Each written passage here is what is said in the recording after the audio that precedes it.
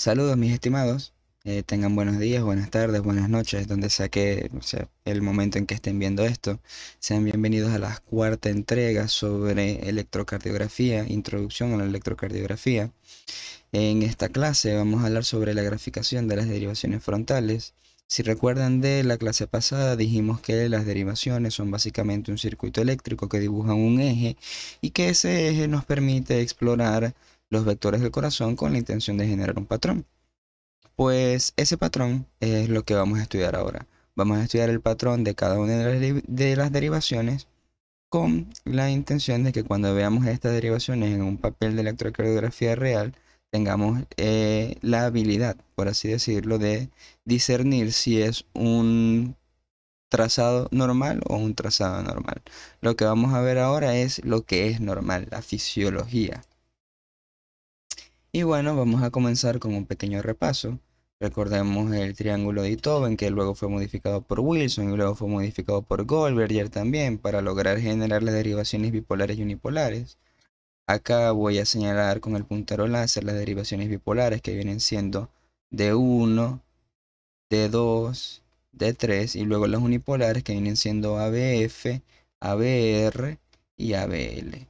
Y bueno, recordemos que si movíamos las derivaciones bipolares hacia el centro, como está sucediendo ahora, se generaba lo que se conoce hoy como diagrama hexaxial, hexagrama, como ustedes le quieran decir, en donde se pueden analizar tanto los ejes como la orientación de las derivaciones.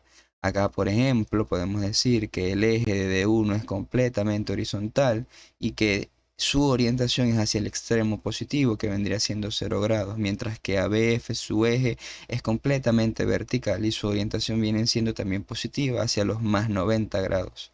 Lo mismo podemos decir de las otras derivaciones, salvo que no podemos decir que es completamente vertical o completamente horizontal, sino que ya están más graduadas. Por ejemplo, D3 está en 120 grados positivos, mientras que D2 está en los 60 grados positivos.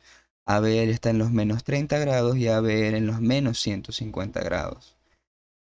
Entonces podríamos decir que el eje de ABL, su orientación está, su electroexplorador está hacia el extremo negativo, porque esto es menos 30, mientras que el otro extremo de ABL está en los más 150. Pero así es como funciona, así es como debería estar orientado ABL, ABR, ABF y las derivaciones bipolares.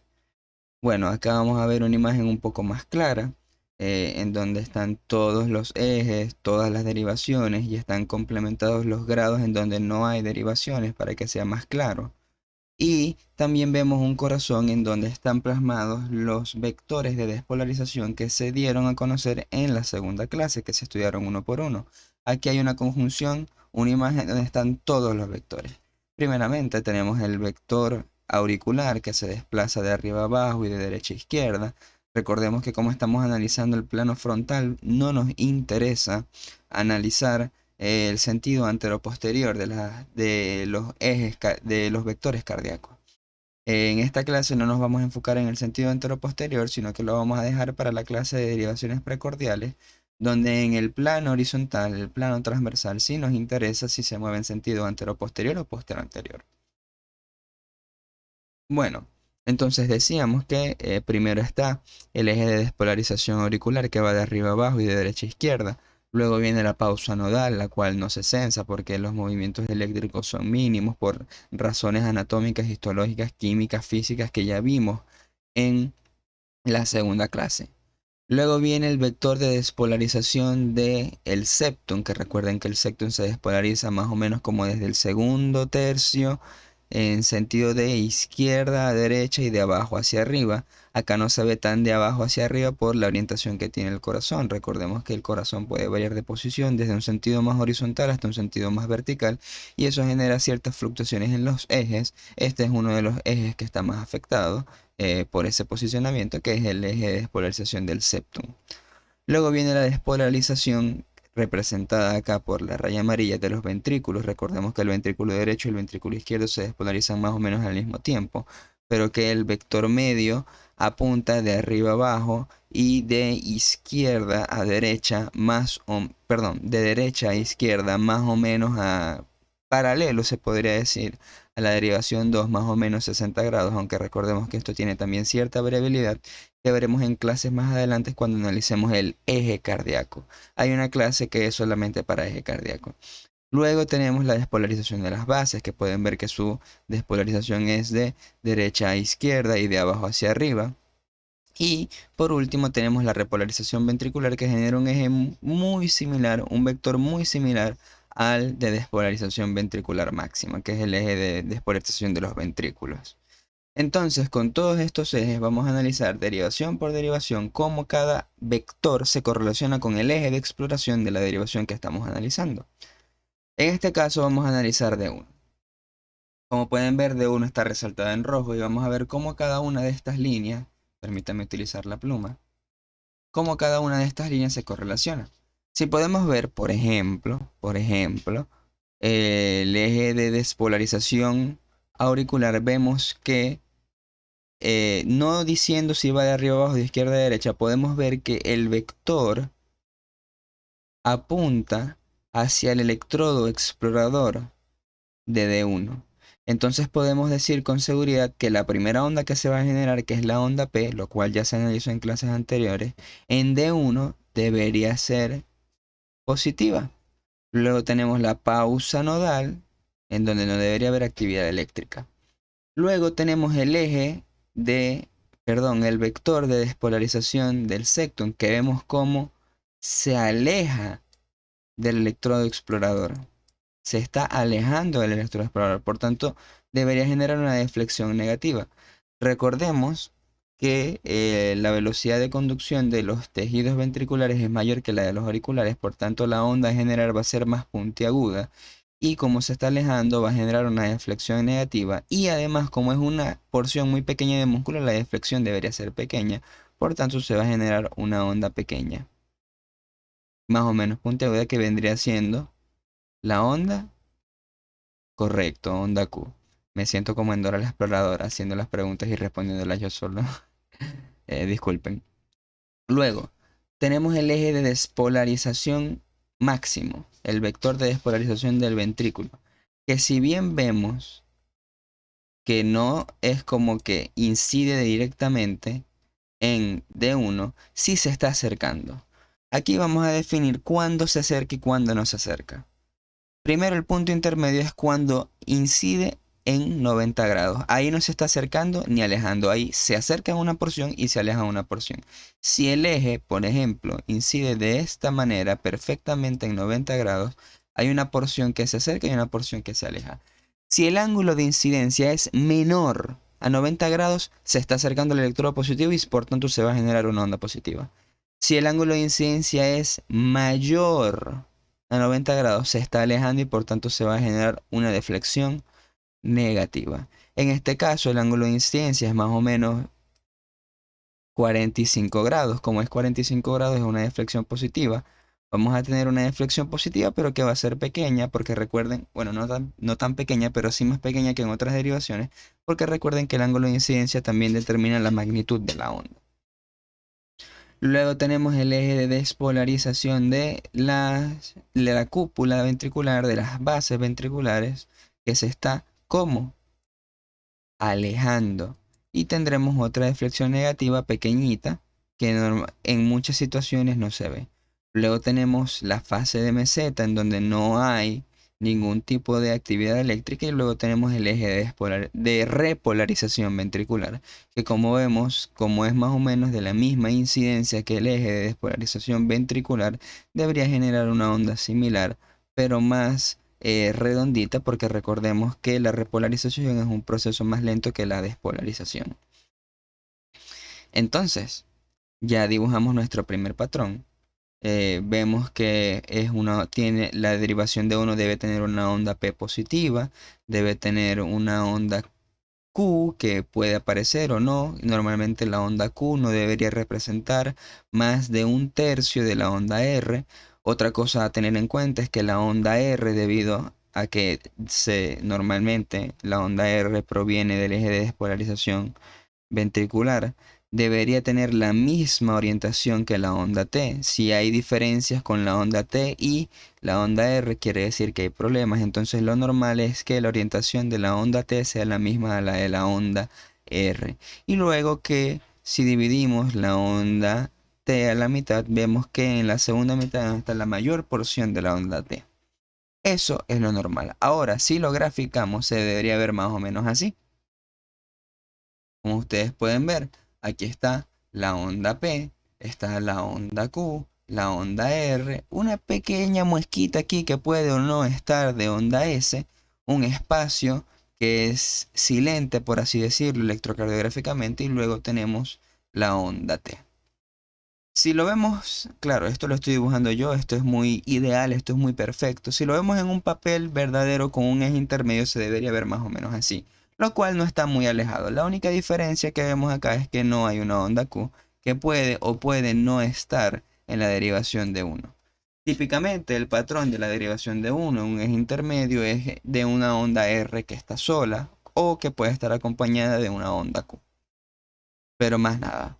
Entonces tenemos una onda P, una onda R, una onda T y los espacios silentes. Así es como vamos a analizar cada una de las derivaciones. Así se debería ver de uno. Así de hecho es como se ve de uno. Y como ustedes se podrán imaginar, después de D1 vamos a analizar D2. Bien, acá vemos en D2 que el eje de exploración es un poco diferente, de hecho es 60 grados diferentes al de D1, pero que este se compagina más tanto con el eje de despolarización auricular como con el eje de despolarización ventricular. Entonces vamos a tener que estos vectores van a generar una deflexión más positiva que la que se genera en D1. Recuerden ustedes que analizamos que en la ley de Einthoven D2 es igual a la sumatoria de D1 más D3. Por tanto, D2 debería ser mayor, lógicamente, que D1 y mayor que D3 por separados. Entonces tenemos, inicialmente vamos a analizar como hicimos en la diapositiva anterior. El eje de despolarización auricular, el vector de despolarización auricular, se acerca, pero se acerca con más o menos un mejor grado que con respecto a D1 debería generar una onda P más o menos igual. Luego tenemos acá el eje de despolarización del septum, que vemos cómo atraviesa, viene en este sentido,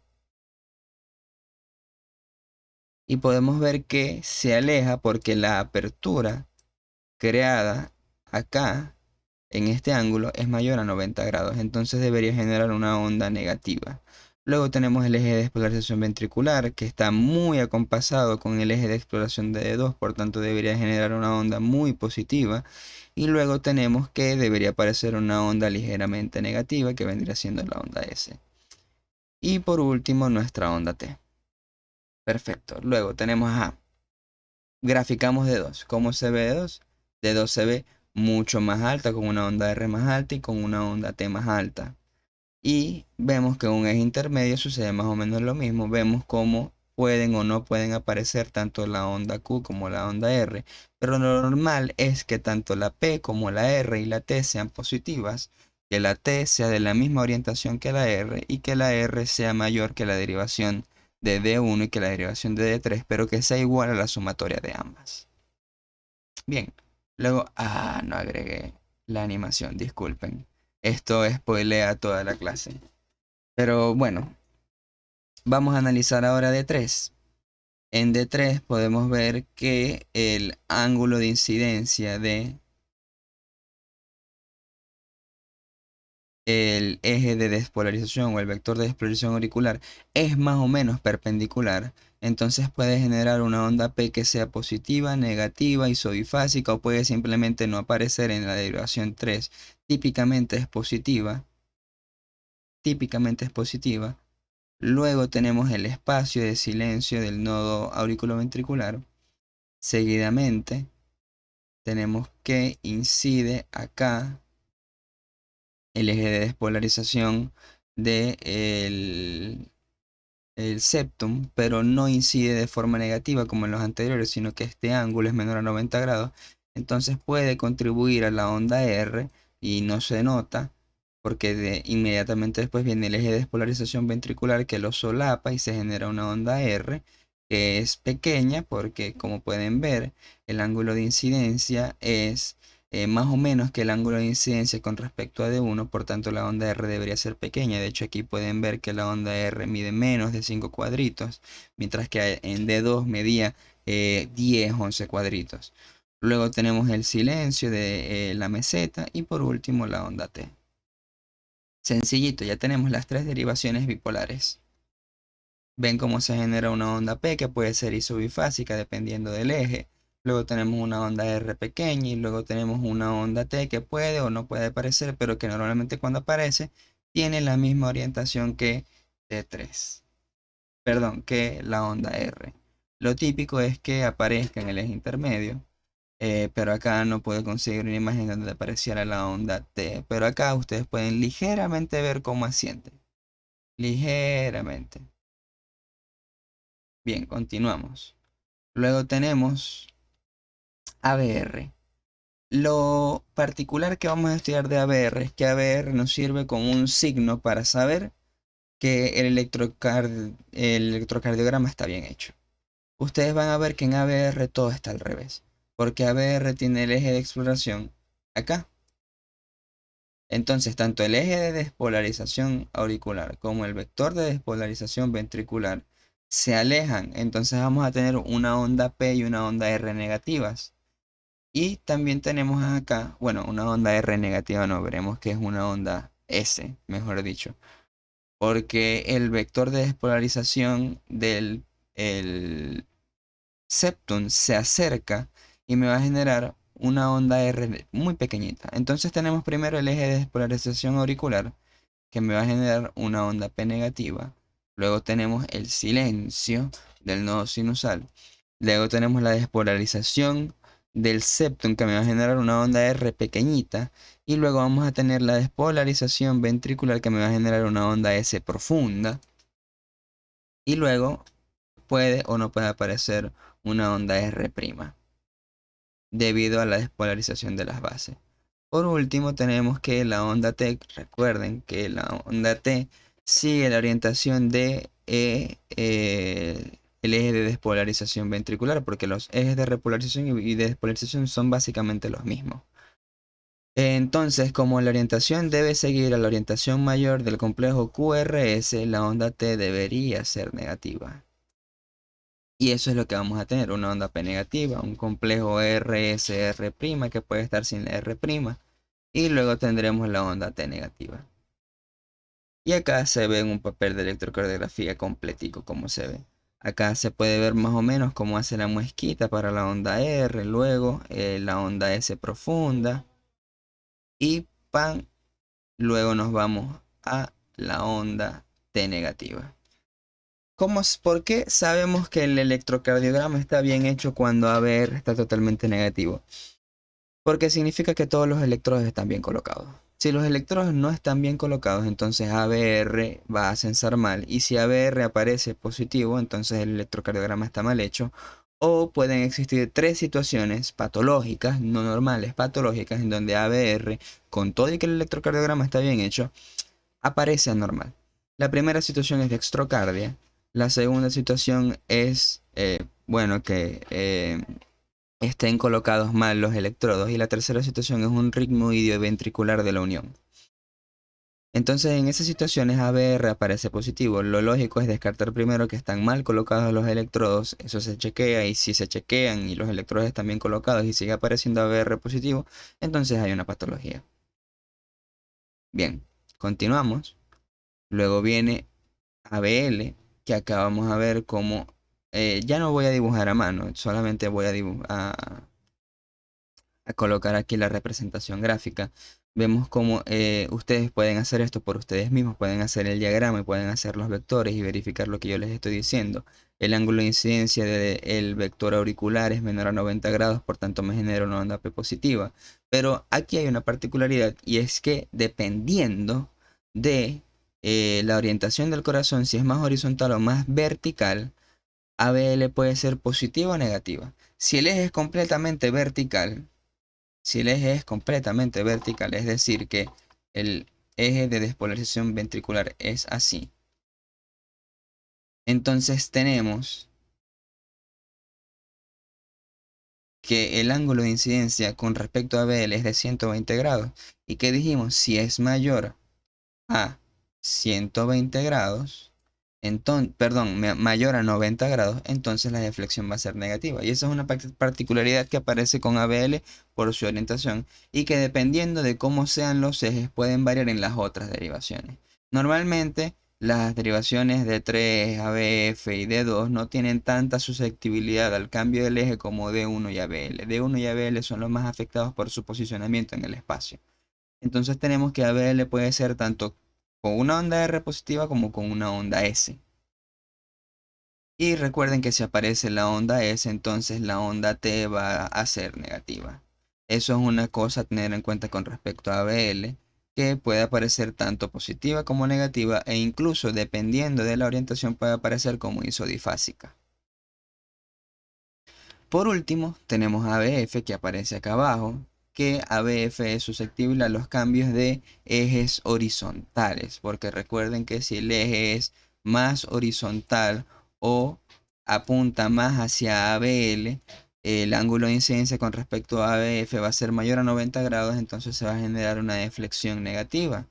Entonces tenemos acá cómo se vería ABF con un eje intermedio, pero miren cómo se ve ABF con un eje horizontal, un eje perfectamente horizontal que genera una onda isodifásica, porque si el eje es horizontal perfectamente 0 grados e incide en el eje explorador de ABF que es de 90 grados, recordemos que si los ejes cortan de forma perpendicular entre sí, la derivación se vuelve isodifásica. Creo que esto es todo por esta clase. Esta es una clase corta. Acá yo los invito a que ustedes estudien un poco y que analicen cómo se comportan las diferentes derivaciones con los diferentes ejes, si el eje es intermedio, si el eje es horizontal, si el eje es vertical. Más adelante puede ser que hagamos una clase sobre variabilidad de los complejos QRS según el eje, pero primero tenemos que hacer la clase de eje cardíaco que sale de las 5 clases introductorias.